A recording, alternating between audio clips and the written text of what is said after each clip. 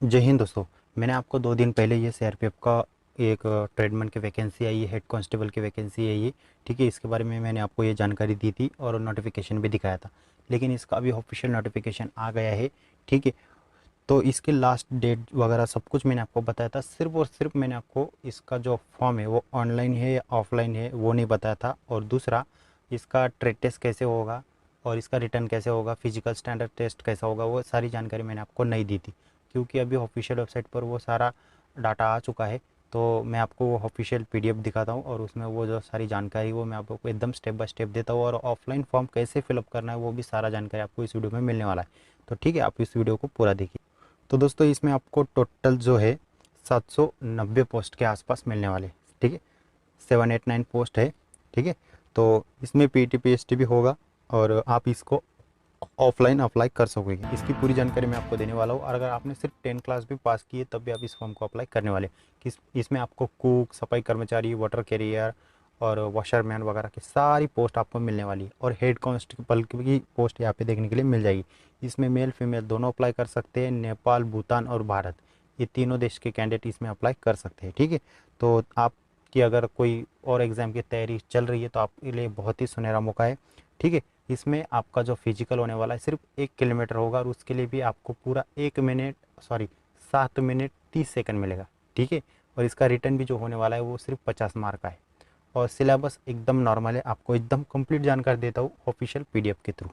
ठीक है, तो दोस्तों ये आपके सामने पूरा ऑफिशियल नोटिफिकेशन खुल के आ गया है, ये देख सकते हैं आप।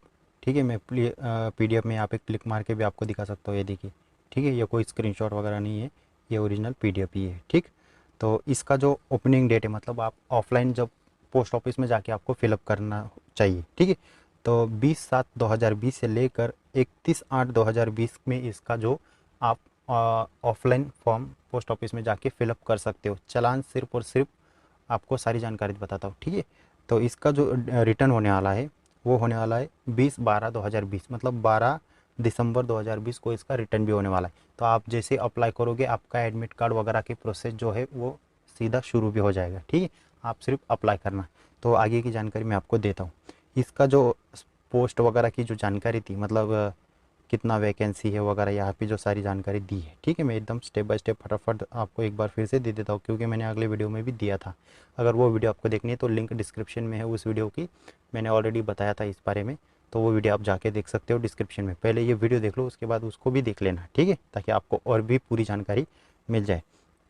तो यहाँ पे देख सकते हैं पोस्ट का नाम है वगैरह वगैरह, सब असिस्टेंट सब इंस्पेक्टर है। ठीक है, यहाँ पे हेड कांस्टेबल का है। ठीक है, हेड कांस्टेबल क्या है, टेक्निकल है। Head constable junior x-ray assistant है।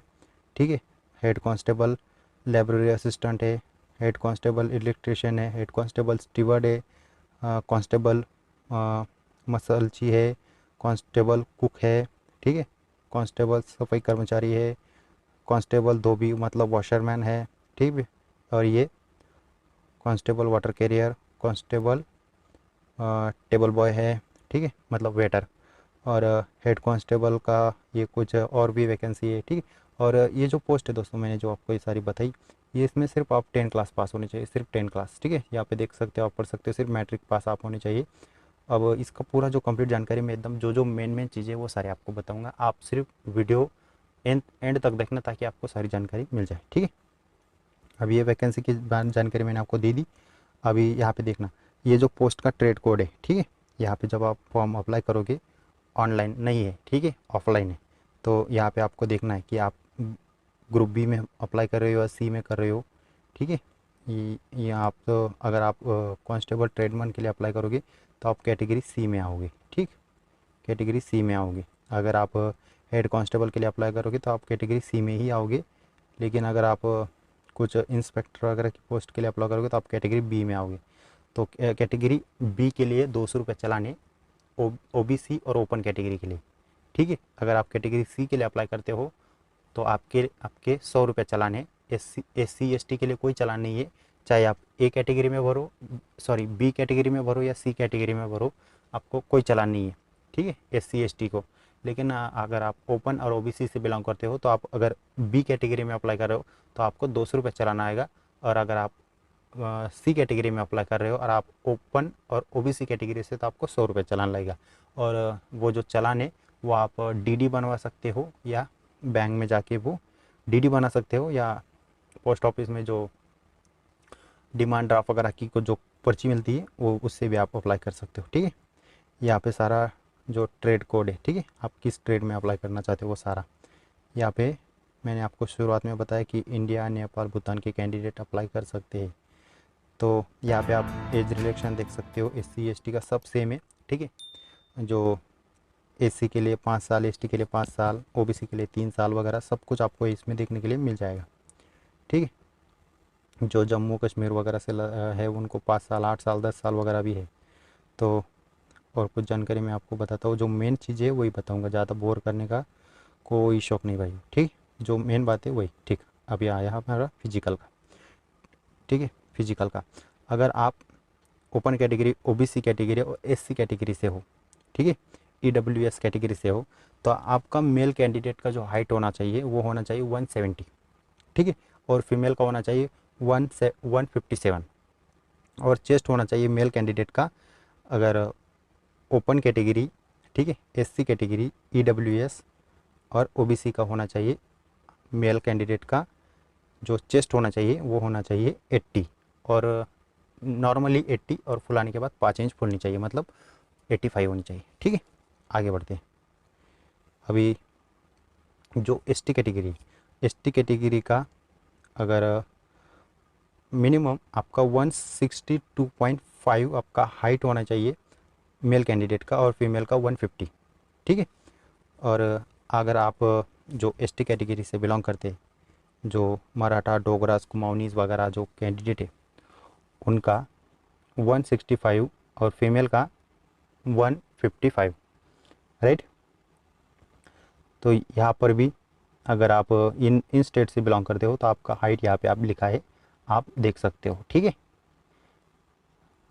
यहाँ पे अभी हमारा फिजिकल की बात, मैंने आपको जो कुछ और हाइट, चेस्ट के बारे में जो सारी जानकारी थी मैंने आपको बता दी।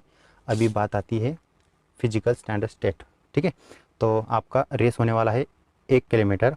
ठीक है, जिसके लिए आपको टाइम मिलेगा 7 मिनट 30 सेकंड। और लॉन्ग जंप होगा, जिस 10 फीट होगी आपको 3 चांस मिलेंगे। और हाई जंप होगा 3 फीट, उसके लिए आपको भी 3 चांस मिलेंगे। फीमेल का 800 मीटर रेस होगा 6 मिनट में, 6 फीट 3 चांस। ठीक है, 6 फीट होगा आपका लॉन्ग जंप, और हाई जंप होगा आपका 2.5 फीट 3 चांस। राइट, आगे बढ़ते हैं। तो जो फिजिकल स्टैंडर्ड टेस्ट मैंने जो आपको बताया, ठीक, आप समझ गए होंगे। और जो हाइट है, ठीक है, जो कुक, सफाई कर्मचारी, वॉशरमैन, वाटर कैरियर वगैरह के जो कैंडिडेट है उनका हाइट यहाँ पे दिया गया है, आप यहाँ पे देख सकते हो। UR, EWS, SC और OBC का 170 और फीमेल का 157। मैंने ऊपर भी बताया आपको, ऊपर PDF पहले पेज 2-3 पेज के बाद बताया था। राइट, आगे बढ़ते हैं। चेस्ट सेम वही 80 नॉर्मल, 85 आपका फुला के। यहाँ पे जो ST कैटेगरी से कैंडिडेट है उनका यहाँ पे पूरा स्टेट वाइज, कैटेगरी वाइज सब कुछ यहाँ पे लिखा है। सिक्किम, नागालैंड वगैरह के जो कैंडिडेट है, ठीक है, उनका हाइट, चेस्ट, मेल फीमेल का यहाँ पे सारी जानकारी दी है, आप पढ़ लेना। ठीक, यहाँ पर भी सेम ही है। ये बी वालों का, लेकिन ठीक, जो इंस्पेक्टर वगैरह की पोस्ट के लिए अप्लाई करेंगे, ये A का है।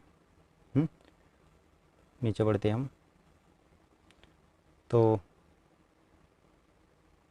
जो हमारे कैंडिडेट है वो जो मैंने आपको 1 किलोमीटर रेस बताया 7.5 मिनट में, वो B कैटेगरी वालों का था। ठीक है, अभी ये जो है हाइट वगैरह जो मेल फीमेल कैंडिडेट का था, ठीक है, इसमें जो PAT PST होगा, मसल जी, कुक, सफाई कर्मचारी, वॉशरमैन वगैरह का जो कैंडिडेट होंगे उनका होगा 1600 मीटर रेस, इसके लिए आपको 10 मिनट मिलेगा। ठीक है, और फीमेल का होगा 1600 मीटर रेस, जिसके लिए आपको 12 मिनट मिलेगा। लेकिन ये कैटेगरी C का है, ये जो मैं आपको बता रहा हूँ ये कैटेगरी C है। इसमें कुक, सफाई कर्मचारी, washerman, table boy, water career ये कैंडिडेट आते हैं। इनका 1600 मीटर होगा, वो भी पूरे 10 मिनट में। एकदम नॉर्मल है, कोई टेंशन की बात नहीं। ठीक है। तो क्योंकि देखिए कैटेगरी सी बी का वैकेंसी अलग अलग है, इसलिए उन्होंने फिजिकल का जो डिपार्टमेंट है वो भी अलग अलग कर दिया है पीडीएफ में। ठीक है, अलग अलग बांट दिया है सबका। और पहले मैंने जो बताया, ठीक है, 1 किलोमीटर रेस होगा 7.5 मिनट में, वो कैटेगरी बी का था। और ये जो बताया 1600 मीटर 10 मिनट में, ये कैटेगरी सी का है। ठीक है, आप थोड़ा सा पीडीएफ ध्यान से पढ़ना और मेरी बातों को भी थोड़ा ध्यान से देखना। आप वीडियो स्किप करके देखोगे तो आपको बिल्कुल कुछ भी समझ में नहीं आएगा, वो आपकी गलती है, मेरी नहीं। ठीक है। हाँ, तो ये आपके एग्ज़ाम सेंटर, ये एग्ज़ाम सेंटर्स के नंबर है। और एग्ज़ाम सेंटर, आप जिस भी एग्ज़ाम सेंटर को दाने वाले हैं उसका आपको ऑफलाइन फॉर्म करोगे, अप्लाई करोगे तब आपको 2 सेंटर्स देने हैं। आप पहले में दिल्ली दे सकते हो, दूसरे में जो दिल्ली के आसपास पड़ता है उसको दे सकते हो। जैसे अगर मैं महाराष्ट्र से तो मैं पहले नागपुर दूंगा, ठीक है, और दूसरा मतलब कुछ भी दे सकता हूँ, ठीक है, लेकिन मेरे मेरे को नागपुर ही मिलेगा क्योंकि नागपुर का सेंटर महाराष्ट्र में पड़ता है। ठीक, आगे बढ़ते हैं। हाँ, तो यहाँ पे हमारी चलन की बात की है। तो कैटेगरी बी वाले कैंडिडेट जो है ओपन और ओबीसी कैटेगरी के, उनको 200 रुपये चालान मिलेगा, 200 रुपये चालान देना पड़ेगा। और जो ओबीसी और ओपन कैटेगरी है, कैटेगरी बी वाले, ठीक है, उनको 100 रुपये चालान है। लेकिन SC ST कैटेगरी के कैंडिडेट को कोई चालान नहीं है, चाहे वो कैटेगरी बी में फॉर्म अप्लाई करे या सी में, उनको कोई चालान नहीं। ठीक, तो आगे बढ़ते हैं। और ये जो आपको ये चालान भरना है, ठीक है, ये इंडिया में इंडियन पोस्ट ऑफिस में जो पोस्टल ऑर्डर मिलती है 100 रुपये की, 200 रुपये की मिलता है, वो भी आप उससे भी आप पेमेंट कर सकते हो। अदरवाइज़ अगर वहाँ पे पोस्टल ऑर्डर की बहुत ज़्यादा कमी होती है तो आप बैंक से भी डिमांड ड्राफ्ट वगैरह जो होती है वो बना सकते हो। ठीक है, आगे बढ़ते हैं। ये जो डेट है आपको इसको थोड़ा ध्यान से देख लेना है, ठीक है, कि आपको कब अप्लाई करना है और लास्ट डेट क्या है। आप जितना जल्दी अप्लाई करोगे आपके डॉक्यूमेंट्स पहुंचने के चांसेस उतने ही बढ़ जाते हैं। तो आपको जिस एड्रेस पे डॉक्यूमेंट्स भेजने हैं वो एड्रेस ये है, स्क्रीनशॉट ले लो, नहीं तो ये पूरा पीडीएफ मैं अपने टेलीग्राम चैनल पे अपलोड कर दूंगा, वहाँ से डाउनलोड करके आप पूरा इसको पढ़ लेना। अगर किसी भाई को और कोई प्रॉब्लम रहती है तो मुझे कमेंट्स में पूछना, ठीक है, मैं आपको रिप्लाई ज़रूर कर दूंगा। यहाँ पे CRPF की ऑफिशियल वेबसाइट की लिंक है, यहाँ पे वही एड्रेस है सेम, जिस एड्रेस पर आपको अपने जो डॉक्यूमेंट्स है उनको भेजना है। वहाँ पे आपके डॉक्यूमेंट्स की छानबीन होगी, उसके बाद आपका एडमिट कार्ड वगैरह आएगा और आपका 12 दिसंबर 2020 को आपका रिटर्न होगा। पहले इसका रिटर्न होगा शायद, ठीक है, क्योंकि डेट उन्होंने दे दी है ऑलरेडी। इसकी पल पल की जानकारी मैं आपको दूंगा, मुझे जैसी जानकारी मिलती है। आप चैनल सब्सक्राइब करके रखना, बेल आइकन प्रेस करके रखना, मेरे कांटेक्ट में रहना, मैं आपको बताते रहूँगा। हाँ, तो यहाँ पे डॉक्यूमेंट्स की कोई लिस्ट दी है, इस लिस्ट को भी आप देख लेना, ठीक है। तो ये यहाँ पे देखिए सिलेबस दिया गया है। यहाँ पे आपके जीके रीजनिंग के 10 क्वेश्चन आएंगे, ठीक है। नीचे जनरल अवेयरनेस के मतलब जीके के आपके 10 क्वेश्चन आएंगे, मैथ के 15 आएंगे, और हिंदी ग्रामर या इंग्लिश ग्रामर दोनों में से कोई भी चुन सकते हो आप, इनके 15 क्वेश्चन आएंगे। इसे कुल आपके 50 क्वेश्चन का आपका पेपर होगा। और ये जो पेपर होगा आपका हिंदी और इंग्लिश में आपको मल्टीपल चॉइस क्वेश्चन मिलेंगे, और नेगेटिव मार्किंग की कोई यहाँ पे बात नहीं की गई। और 50 क्वेश्चन आपको आएंगे जिसका 1 नंबर आपको मिलेगा। और दूसरी बात, जो post SI ASI head constable का जो पोस्ट है उसके लिए आपको, अगर आप EWE और एक्स सर्विसमैन हो तो आपको मिनिमम 50% मार्क्स लाने ही पड़ेंगे, तब जाके आप पास होगे, अगले प्रोसेस के लिए आपको बुलाया जाएगा। और अगर आप SC ST OBC से बिलोंग करते हो हेड कांस्टेबल SI वगैरह की पोस्ट के लिए, तो आपको मिनिमम 45 नंबर लाने हैं टोटल, ठीक है, तब जाके आप पास होंगे। और जो पोस्ट कांस्टेबल की है मतलब सफाई कर्मचारी कुक वगैरह का जो पोस्ट है, उसके लिए अगर आप अप्लाई करना चाहते हो तो आपको SC ST OBC के लिए 40%, और जो एक सर्विसमैन EWS कैटेगरी है उनको 45% नंबर लाने होंगे, तब जाके आप नेक्स्ट प्रोसेस के लिए आपको बुलाया जाएगा। और मल्टीपल चॉइस क्वेश्चन होंगे, ठीक है, यहाँ पे देख सकते हो, हिंदी और इंग्लिश में आप किसी भी लैंग्वेज में ये दे सकते हो। आगे बढ़ते हैं। तो यहाँ पे दिया गया है कि आप एग्ज़ाम सेंटर में मोबाइल मत लाना, लैपटॉप मत लाना, घड़ी मत लाना, ये है वो है वो है, हमें वो सब कुछ पता है भाइयों, ठीक है। यहाँ पे जो कैंडिडेट एक्सपीरियंस सर्टिफिकेट मतलब जो कुक के लिए अप्लाई करना चाहता है उसके पास कुछ प्रूफ होना चाहिए कि उसको सच में खाना बनाना आता है, कुछ उसके पास डॉक्यूमेंट्स होने चाहिए। तो उसके डॉक्यूमेंट्स के अकॉर्डिंग अगर उसको जितना एक्सपीरियंस होगा उतने ही उसको यहाँ पे नंबर मिलेंगे। ठीक है, पूरे 20 नंबर का है ट्रेड टेस्ट। तो यहाँ पे ट्रेड टेस्ट की पूरी जानकारी दी है, ठीक से पढ़ लेना। ठीक है, यहाँ पे देखिए, यहाँ पे 2 ईयर्स, 3 ईयर्स, 5 ईयर्स वगैरह लिखा है और उसके अकॉर्डिंग आपको नंबर मिलेंगे। आगे बढ़ते हैं। तो sub inspector, assistant sub inspector, head constable का जो और भी कुछ कट ऑफ मार्क्स होगा ट्रेड टेस्ट के, तो ट्रेड टेस्ट सबका ही होगा।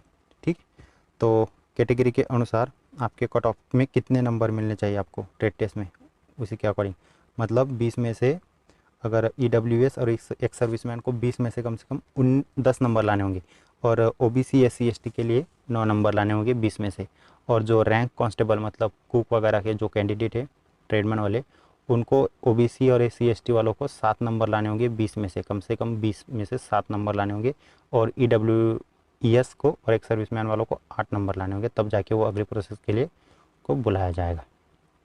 ठीक है, हम आगे बढ़ते हैं। तो यहाँ पे जो मेडिकल के जो गाइडलाइंस है कि आपको कौन सी बीमारियों के कारण रिजेक्ट किया जा सकता है, यहाँ पे पाइल्स वगैरह सब कुछ लिखा है। ठीक है, बहुत ज़्यादा वीडियो बड़ी बन जाएगी अगर मैं आपको ये सारा समझाने लग जाऊँ, तो मैं इसका आगे चल के आपको वीडियो दूंगा। यहाँ पे आपके आइस का दिया गया है, देखिए 6.6, 6.9 वगैरह सारी जानकारी दी गई है। अगर आप मुझे कहोगे तो मैं इसके ऊपर पूरा एक वीडियो आपको दे दूंगा स्पेशल में, लेकिन आप मुझे कमेंट्स करना। ठीक है, और मैं बार बार ठीक है बोल रहा हूँ, इसका मतलब आप ऐसा मत समझो कि यार बोर कर रहा हूँ ऐसा होगा, नहीं, मैं आपको समझाने की कोशिश कर रहा हूँ, क्योंकि आपको अगर अच्छी तरह से समझ में नहीं आएगा तो मेरा वीडियो बनाने का कोई मतलब फ़ायदा होएगा नहीं, राइट। तो यहाँ पे देखिए, ये है आपका एप्लीकेशन फॉर्म और यही सबसे इस वीडियो का मेन पॉइंट है, राइट। तो यहाँ पे पूरा आपको डिटेल ठीक से फिलअप करना है, तब जाके आपका जो फॉर्म है वो एक्सेप्ट होगा। ठीक से ध्यान से देखो, यहाँ पे आपको फ़ोटो चिपकानी है, ये फ़ोटो जो है इतने ही एरिया में आनी चाहिए, बाहर नहीं जानी चाहिए या इधर नहीं आनी चाहिए। ठीक है, इधर नहीं आनी चाहिए। अभी आप देख लो, यहाँ पे आपको किस पोस्ट के लिए अप्लाई करना है। ठीक है, किस पोस्ट के लिए अप्लाई करना है, यहाँ पे आप उसका नाम दोगे। यहाँ पे आपको 2 एग्ज़ाम सेंटर देने हैं, नागपुर देना है, मुंबई देना है, गुजरात देना है, तो जो देना है वो आप देख सकते हो। वहाँ पे सेंटर्स के नाम थे, दिल्ली था, हैदराबाद था, नागपुर था, वो 2 सेंटर्स के नाम आपको यहाँ पे देना है, राइट। यहाँ पे आपका नाम आएगा, यहाँ पे फादर का नाम, आपके पिताजी का नाम आएगा, यहाँ पे आपकी माता का नाम आएगा, राइट। डेट ऑफ बर्थ, आप मेल हो कि फीमेल का मोबाइल नंबर, ईमेल आईडी चालू अभी जो आपके मोबाइल में लॉगिन है, कंप्यूटर में लॉगिन है, वही देना। ठीक है, यहाँ पे आपका कैटेगरी आएगा, राइट। यहाँ पे आप इंडिया से हो, नेपाल से हो, भूटान से हो लिख देना। आप गवर्नमेंट एम्प्लॉय हो कि नहीं, यहाँ पे सिर्फ यस या नो लिख देना।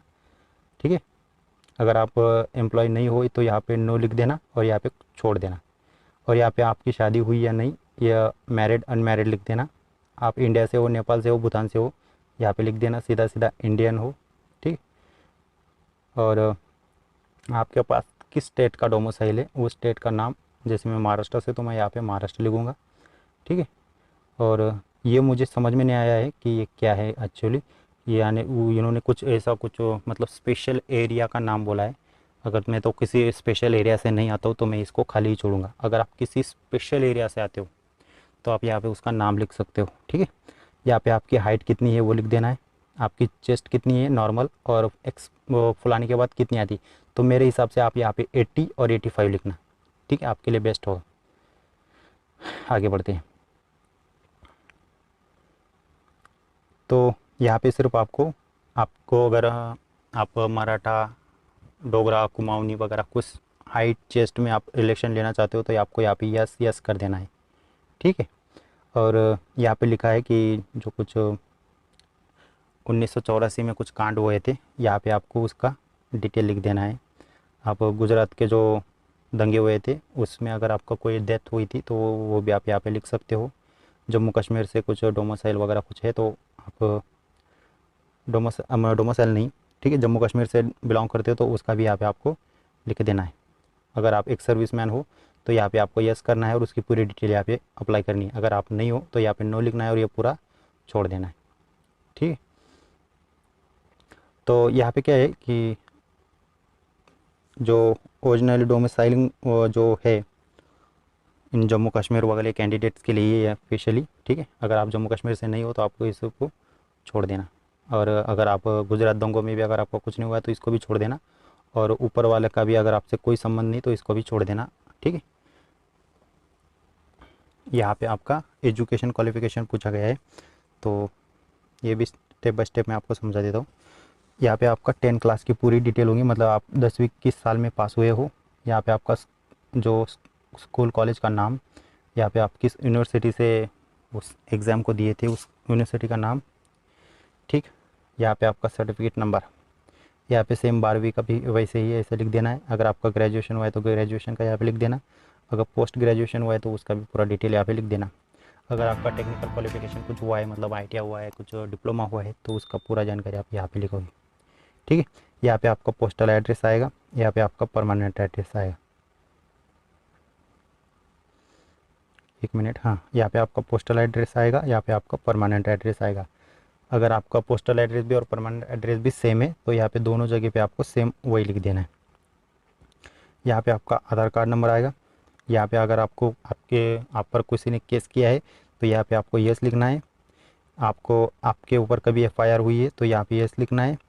ठीक है, यहाँ पे लिखा है कि आपको कभी पुलिस ने अरेस्ट किया है तो किया हो तो यस लिखना।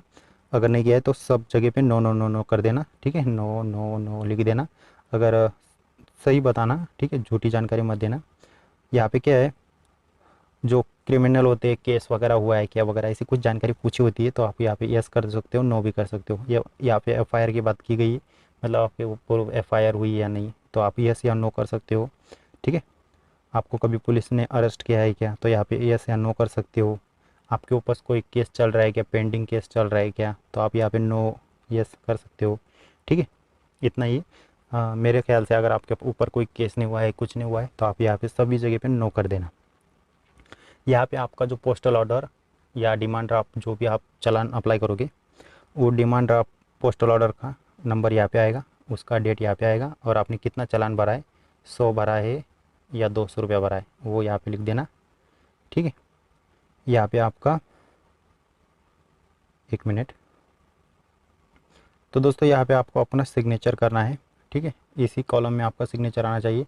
अगर आप एप्लीकेशन में कोई सिग्नेचर वगैरह नहीं करते हो तो आपका फॉर्म रिजेक्ट हो जाएगा। तो यहाँ पे एकदम साफ साफ बोला है, तो यहाँ पे आपको अपना सिग्नेचर वगैरह या जो भी है आपका वो कर देना है। ठीक है, तो सिग्नेचर इतनी ही जगह में आ जाना चाहिए, बाहर नहीं जाना चाहिए, इधर इधर इधर इधर नहीं जाना चाहिए, इतनी ही जगह में आपको पूरा सिग्नेचर कर देना है। ओके, तो नीचे जो है और डॉक्यूमेंट्स है,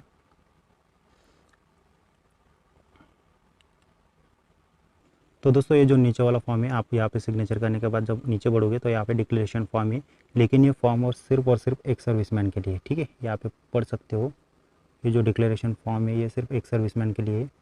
तो यहाँ पे लिखा है फॉर कैंडिडेट एक सर्विसमैन।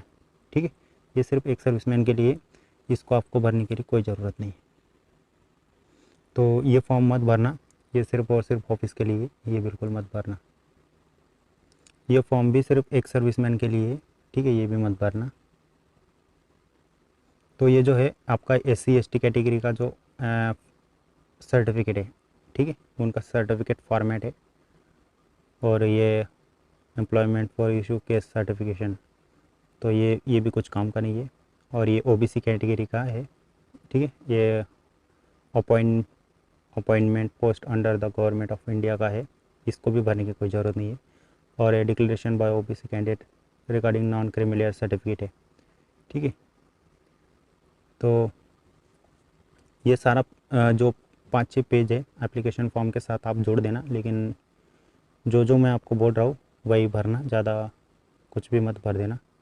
ठीक है, जहाँ अगर आप एज रिलेशन वगैरह लेते हो, ठीक है, तो एम्प्लॉयमेंट स्क्रीनिंग, तो दोस्तों सिर्फ आपको ये एक फॉर्म भरना है, ठीक है, ये एक वाला भरना है और बस ये एक भर देना है और ये वाला, बस ये 2 भर देना है। और ये डिक्लेरेशन फॉर्म वगैरह के जो बाकी जो प्रिंट है, ठीक है, ये आपको नहीं भरना है। ये आपको सिर्फ मतलब आप ये सर्टिफिकेशन है, ठीक है, इसको भी नहीं लेना, इसको भी नहीं, ठीक है, इसका भी ओबीसी का फॉर्मेट है ये सर्टिफिकेट का। और ये कुछ नॉन क्रिमिनल सर्टिफिकेट है, ठीक, ओबीसी कैंडिडेट का, इसका भी कोई ज़रूरत नहीं है। और मतलब सिर्फ आप उतना ही प्रिंट निकालना जो मैंने आपको बताया ना, वही। ये एज रिलेक्शन लिया होता है तो उनके लिए है, ठीक है। आगे का सारा जो ऑफिस के प्रिंट आउट है तो इनको मत लेना और इनको भरने की कोई ज़रूरत भी नहीं। सिर्फ और सिर्फ आपको यहाँ पे जो आपको मैं दिखाता हूँ, एक मिनट, हाँ ये वाला, ये पूरा भरना है और इसको जोड़ना है और ये वाला, ठीक है, ये 2 आपको निकालने हैं और उनका ही पीडीएफ आपको बाय पोस्ट सेंड करना है। और उसके साथ जो डॉक्यूमेंट्स है आपके पास वो सारे आपको मतलब 10 क्लास की 11 क्लास की 11 क्लास की मत जोड़ना, 12 क्लास की जोड़ना, ठीक है। तो 11वीं क्लास का जोड़ने की कोई ज़रूरत नहीं है, आप सिर्फ 10वीं और 12वीं का जोड़ना। आप साइंस किए हो, कॉमर्स किए हो, आर्ट्स किए हो, उन सब का डॉक्यूमेंट जोड़ देना। और आपके पास अगर कोई एक्सपीरियंस सर्टिफिकेट है तो वो भी साथ में जोड़ देना, ठीक है। अगर और कोई भी मुझसे अगर गलती से वो कुछ बोल दिया हो तो सॉरी। आप मुझे कुछ सवाल पूछना चाहते हो, मुझे आप कमेंट्स में पूछना, ठीक है। अगर आपने पूरी वीडियो देखी है तो बहुत बहुत शुक्रिया, और कोई सवाल हो तो पूछना, ठीक है। और अगर आपको और भी कुछ बात करनी हो तो आप मुझे इंस्टाग्राम पे फॉलो करके उसमें सवाल कर सकते हो। तो ये पीडीएफ मैं आपको टेलीग्राम चैनल पे अपलोड कर दूंगा, वहाँ से डाउनलोड करके आप भी खुद इसको पढ़ लेना। और कुछ डाउट रहते हैं तो आपको इससे रिलेटेड और भी यूट्यूब पर वीडियो मिल जाएंगे, आप उसको भी देख लेना, ठीक है। और भी आपके डाउट जो है क्लियर हो जाएंगे। लेकिन मुझसे जितना हो सका है मैंने आपको पूरा वीडियो देने की कोशिश की है। कम से कम हमारी 25 मिनट की वीडियो हो गई है ऑलरेडी। तो मैं इस वीडियो को यही ख़त्म करता हूँ और मैं मिलता हूँ आपको नए और फ्रेश वीडियो के साथ। तब तक के लिए धन्यवाद। जय हिंद।